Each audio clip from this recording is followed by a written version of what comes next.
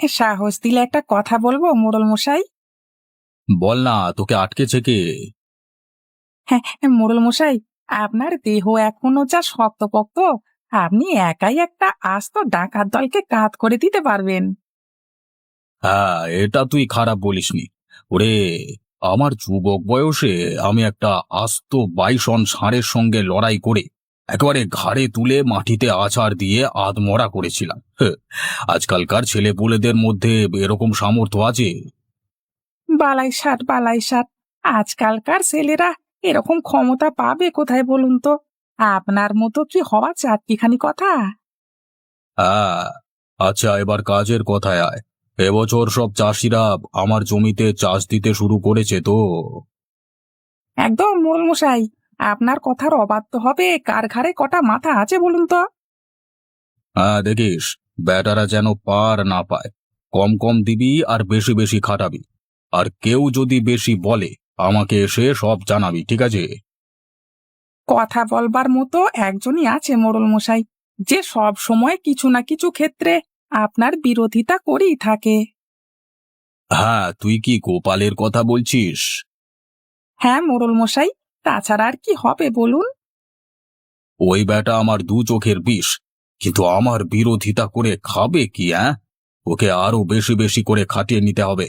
Better কথা যেন একদম বন্ধ হয়ে যায়। গিন্নি, ও গিন্নি, তোমার রান্না কি হলো গিন্নি? আমি মাঠ থেকে এসেছি, বেরিয়ে এসো। এ কি গো, তুমি তো একদম ভিজে গেছো। কি আর করব বলো গিন্নি, কষ্ট করলে তবেই তো কেষ্ট মিলবে। তুমি আগে ভিজে গা মাথাটা মুছে নাও, না হলে যে তোমার শরীর খারাপ করে যাবে। না বউ, আমার কিচ্ছু হবে না। বৃষ্টিতে ভিজে ভিজে আমার অভ্যেস হয়ে গেছে। তোমার কি রান্না হয়ে গেছে? তাহলে আমাকে এই দাওয়াতেই দুটো খেতে দিয়ে দাও না। হ্যাঁ গো, আমার রান্না শেষ। তুমি বসো, আমি তোমাকে খাবার নিয়ে এসে দিচ্ছি। উম, উম, উম, উম, আহ, আমারও খাওয়া শেষ। এবার আমি মাঠে গেলাম। হ্যাঁ, অনেক কাজ বাকি আছে। না করলে জমিদার বাবু আবার আমাকে শাস্তি দেবেন। তুমি খেয়ে নিও, আমি কাজে গেলাম, কেমন? আচ্ছা গো, এসো। এই যে মহাশয়, সকাল থেকে যে শুয়ে বসেই দিন কাটাচ্ছেন, এখন কি দয়া করে একটু ওঠা যাবে? আরে গিন্নি, আরে সকাল সকাল আমাকে বিরক্ত করো না তো। আমাকে একটু ঘুমোতে দাও না। বলি চোখটা খুলে দেখুন, সকাল না, রাত হয়ে গেছে। তাই বলছি, কেমন যেন খিদে খিদে পাচ্ছে একটু। আরে, নাকে কি যেন একটা সুবাস আসছে। হ্যাঁ হ্যাঁ। হ্যাঁ, আজকে আমি হাঁসের মাংস রান্না করেছি। চলুন, যদি আপনার ঘুম শেষ হয়ে থাকে তাহলে উঠে খাবেন, চলুন। মানে সেটা তো আগে বলবে, তাহলে আমি কখন থেকে উঠে বসে থাকতাম। হ্যাঁ জানি তো, জীবনে তো ওইটাই শিখেছো, শুধু খাওয়া আর ঘুম। না, এটা তুমি ভুল বললে। তার সাথে জমিদার মশাইয়ের কত কাজ করে দিই বলতো। তার পেছনে কে কলকাঠি নাড়ছে সেটা যদি আমি না বলি, তাহলে মোড়ল মশাই কি জানতে পারতো? তা ঠিক বলেছো।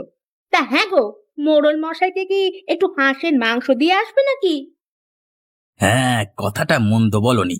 এই মাংস দিলে মোড়ল মশাই খুশি হয়ে যদি কিছু মাল করি ছাড়েন, তাহলে তো আমারই লাভ হবে, তাই না? তুমি একটা টিফিন কৌটোয় কিছুটা মাংস ভরে দাও, আমি বরং দিয়ে আসি। হ্যাঁ। এ কি, এত রাতে আবার কে এলো? এত রাতে আমার সঙ্গে কার দরকার থাকতে পারে? বাবু, এ চোর ডাকাত নয় তো? মোড়ল মশাই, মোড়ল মশাই, দরজাটা খুলুন। আরে, এই যে নগেনের গলা, ও এত রাতে এসেছে মানে কিছু না কিছু খবর আছে।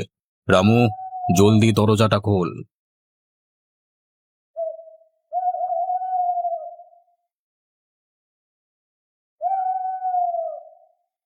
কি ব্যাপার নগেন, এত রাতে তুমি আমার কাছে কি জন্য এলে? আর তোমার হাতে ওটা কি? এটার জন্যই আপনার কাছে এলাম মোড়ল মশাই। এর মধ্যে হাঁসের মাংস আছে। গিন্নি আজকে একটু নিজের হাতে তৈরি করেছে কিনা, আপনাকে না দিয়ে তো মানে ভালো মন্দ খাওয়া যায় না, তাই আর কি। আরে, আরে ভালো করেছো, ভালো করেছো। এই বৃষ্টি রাতে হাঁসের মাংস দিয়ে জমিয়ে ভাত খাওয়া যাবে। এই জন্যই তোমাকে আমি এত ভালোবাসি নগেন। সবই আপনার দয়া আর আমার ভাগ্য মোড়ল মশাই। আপনি খান মোড়ল মশাই, আমি বরং বাড়ি যাই। ওদিকে গিন্নি আবার আমার জন্য অপেক্ষা করে বসে আছে। হ্যাঁ হ্যাঁ, যাবে বই কি। তা এত রাতে যখন আমার কাছে এলে, তখন কিছু হাত খরচ তো তোমাকে দেওয়া দরকার। রামু, ঘর থেকে 5 টাকা নিয়ে এসে নগেনের হাতে দে তো। ঠিক আছে মোড়ল মশাই, আমি তাহলে এখন এলাম কেমন? হ্যাঁ হ্যাঁ, এসো বাবা এসো। এরকম ভালো মন্দ হলে বা আমাকে কিছুটা মানে বুঝতে পারছো তো? হ্যাঁ মোড়ল মশাই, আপনি হলেন গিয়ে আমাদের দেবতা। আপনাকে না দিয়ে কি আমরা কিছু খেতে পারি বলুন? ঠিক আছে মোড়ল মশাই, আমি এলাম তবে। বেটা কঞ্জুস মোড়ল, কোথায় ভাবলাম 100-200 টাকা দেবে, তা নয় 5 টাকা হাতে ধরিয়ে দিল। তরিকা, এর থেকে না দিতেলি ভালো হতো। সব দোষ আমার ওই বউটার, যত সব। গিন্নি, এখন যদি আমি কাজে না যাই তাহলে তো মোড়ল মশাই আমাকে আস্ত রাখবে না, টাকা পয়সাও আমাকে দেবে না। ও নিয়ে তুমি চিন্তা করো না, আমাদের ঠিক কিছু না কিছু করে চলে যাবে। কিন্তু এখন যে আমাকে ওষুধ আনতে হবে, সেই ওষুধ কিনবার টাকা যে আমাদের কাছে নেই গো।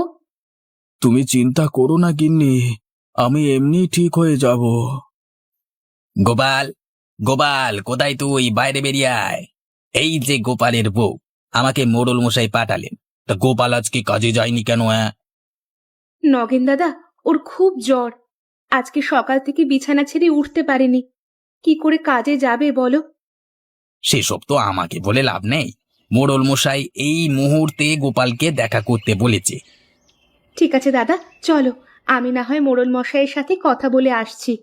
কিন্তু এই পরিস্থিতিতে জ্বর গায়ে ও আজ কিছুতেই কাজে যেতে পারবে না। বেশ, তবে চলো আমার সাথে।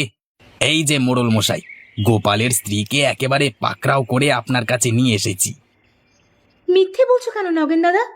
মোড়ল মশাই, আমি নিজের ইচ্ছেতেই আপনার কাছে এসেছি সত্যিটা জানাতে। তা কি সত্যি জানাতে এসেছো তুমি গোপালের বউ? মোড়ল মশাই, সত্যি এটাই যে আজকে ওর প্রচন্ড জ্বর এসেছে, তাই ও আজকে আপনার কাজ কামাই করেছে। না হলেও কোনোদিন আপনার কাজ ফাঁকি দেয় না। হ্যাঁ, তা জ্বর এসেছে, ওষুধপত্র খাইয়ে সুস্থ করো, তারপর কাজে যেতে বলো।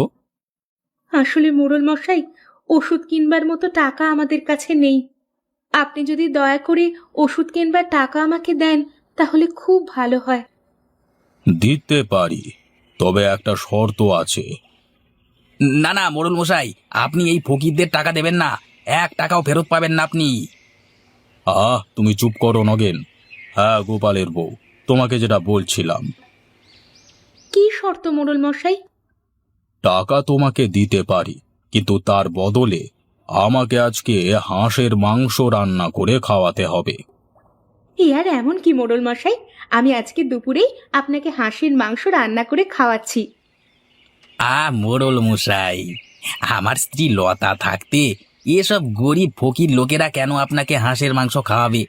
আমার স্ত্রী আপনাকে রেঁধে খাওয়াবে, আপনি যখন বলবেন তখনই খাওয়াবে। তোমারই কথা শুনে আমার মাথায় একটা নতুন চিন্তার উদয় হয়েছে। কি চিন্তা মোড়ল মশাই? আজকে দুপুরে আমার বাড়িতে হাঁসের মাংস রান্নার প্রতিযোগিতা হয়ে যাক। গোপালের স্ত্রী রমা এবং তোমার স্ত্রী লতার মধ্যে যে আমাকে সেরা স্বাদের হাঁসের মাংস খাওয়াতে পারবে, তাকে আমি আমার তরফ থেকে 2000 টাকা পুরস্কার দেব। এই ঠিক আছে মোড়ল মশাই, তবে তাই হোক, তাই হোক, তাই হোক। শোনো মায়েরা, তোমাদের হাতে আর মাত্র আধ ঘন্টা সময় আছে। এর মধ্যেই তোমাদেরকে হাঁসের মাংস রান্না করে শেষ করতে হবে। তারপর মোড়ল মশাই খেয়ে বলবেন কার হাঁসের মাংস রান্না সেরা স্বাদের হয়েছে। মায়েরা, তোমরা এবার রান্না বন্ধ করো, সময় সমাপ্ত। এরপর তোমরা তোমাদের রান্না করা মাংস নিয়ে মোড়ল মশাইয়ের কাছে চলো। বাহ বাহ বাহ বাহ বাহ! তোমাদের দুজনের রান্না করা মাংস আমি আগে পরখ করি, তারপর কে বিজয়ী হয়েছে সেটা ঘোষণা করব। হুম হুম, ঠিকই আছে। হুম হুম হুম হুম হুম হুম, এ কি খেলাম! এ কি খেলাম আমি? এ যেন অমৃত। সেই ছোটবেলায় খাওয়া হাঁসের মাংসের কথা মনে পড়ে গেল, যেন আমার মা এসে আজকে রান্না করে দিয়েছে এই মাংসটা। হ্যাঁ, এতক্ষণে তোমরা নিশ্চয়ই বুঝতে পেরেছো আজকে সেরা স্বাদের হাঁসের মাংস কে রান্না করেছে। তাই আজকের বিজয়ীর পুরস্কার পাবে গোপালের স্ত্রী রমা। এ অন্যায় মোড়ল মশাই, এ অন্যায়। কোনো অন্যায় নয়। শোনো নগেন, শুধু মশলাপাতি দিয়ে রান্না করলেই হয় না, রান্নাটা মন থেকে করতে হয়, যেটা তোমার স্ত্রী পারে না। কালকে রাতে তুমি যে হাঁসের মাংস দিয়ে গেছিলে সেটা আমি একবার মুখে দিয়েই দেখেছি। তার মতো বিস্বাদ রান্না আর দুটো হয় না। তার মানে? তার মানে এই যে গোপালের স্ত্রী রমা রান্নাটা ভালোবেসে করে, যাতে অপরজন খেয়ে তৃপ্তি পায়। তোমার স্ত্রীর মতো টাকার লোভে রান্না করে না।